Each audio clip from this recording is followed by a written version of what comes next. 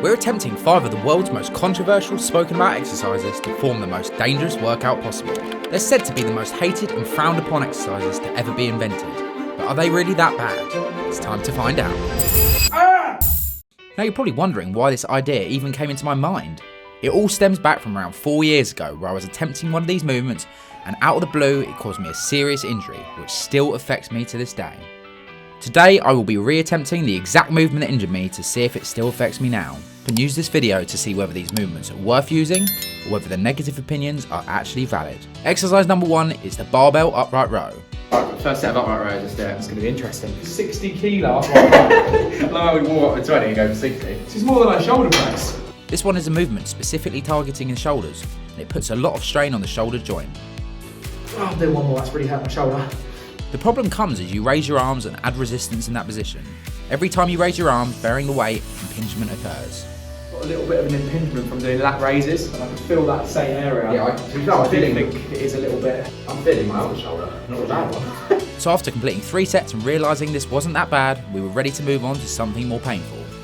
It's the tricep dip. Yeah, this is definitely the worst one for me, my shoulder. I haven't done this for about 2 years. The slightest error in your form puts your shoulders at risk of impingement. Before the injury, I could shift 40 kilos on these, but ever since that day, I've had to avoid them. It's really bad for my shoulder, that one.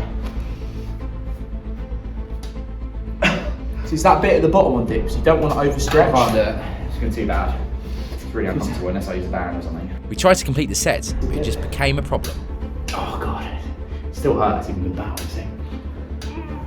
Already, after 2 exercises into the session, it was reminding me of my injury. The area was beginning to flare up and I wasn't sure whether this was the best thing to be doing.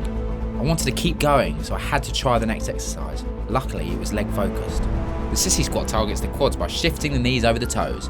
This is where people run for the hills. But are knees over toes movements bad for you? Weight is shifted heavily onto the knee joint, which causes stress. I actually had an ACL reconstruction when I was younger, and this is the one that I always feel is a little bit iffy.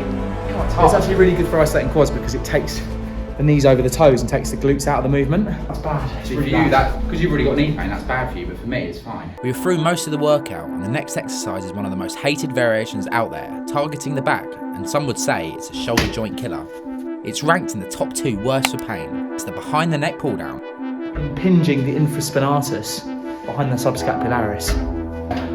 One of the best ones yet? Not too bad, yeah. It's better than the other ones. Apart from the Sissy Squad. This exercise forces your shoulders into a position which puts your rotator cuff at risk of inflammation or tears. Whether it's worth doing or not compared to the traditional lat pull down. You load the normal lat pull down a lot heavier. That's the thing. After a lot of strain on the shoulder, it was time to re-attempt the movement that caused the most injuries out of all. It's the behind the neck press.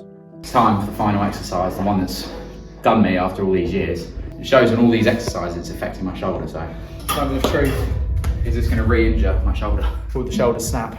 Behind the head pressing puts a lot of strain on your shoulders and rotator cuffs, which are muscle groups that support the shoulders, creating an increased risk of injury. 10.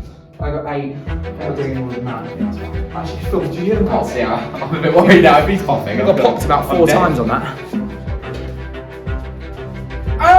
To be fair, it's a good feel.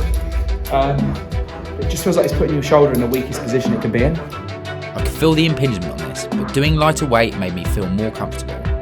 After all these years, I realised something.